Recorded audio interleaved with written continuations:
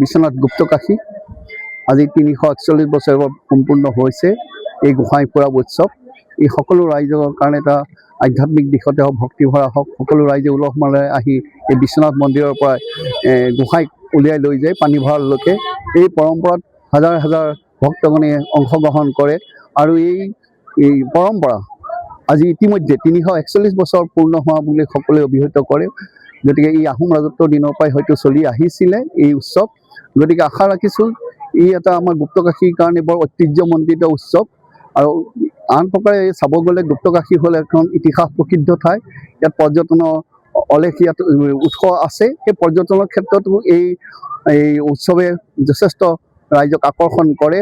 গতিকে এই পুৱাই যি 11টা বজাত এই বিশ্বনাথ মন্দিৰৰ পৰা গোসাঁই আগুৱাই লৈ পেলাই পানী ভঁৰাল পৰ্যন্ত পায় আৰু শেষ নিশাহে আহি আকৌ পুনৰ এই মন্দিৰ ভাগত সোমায়।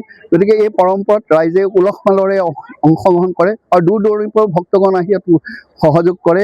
গতিকে এটা খুব আনন্দপূৰ্ণ উৎসৱ এই গোসাঁই বিহুৰ দিনা। গতিকে আশা ৰাখিছোঁ বিগত বৰ্ষতো ইয়াৰো অত্যাধিক প্ৰচাৰ হ'ব, বহুল প্ৰচাৰ হ'ব, ভক্তগণো আহি উপস্থিত হ'ব। গতিকে আৰু ইয়াতে সকলোৱে আহি যি আশীৰ্বাদ লয় সকলোৱে ফলপ্ৰাপ্তি হয় বুলি সেই কথাষাৰ প্ৰতি চলি আহিছে, প্ৰবাদ চলি আহিছে। গতিকে আশা ৰাখিছোঁ এই বিশ্বনাথত এই উৎসৱ যাতে আমাৰ সকলোৰে কাৰণে চিৰযুগমীয়া হৈ উঠক, তাকে আজি গোসাঁই বিহুৰ দিনা কামনা কৰিলোঁ। ধন্যবাদ।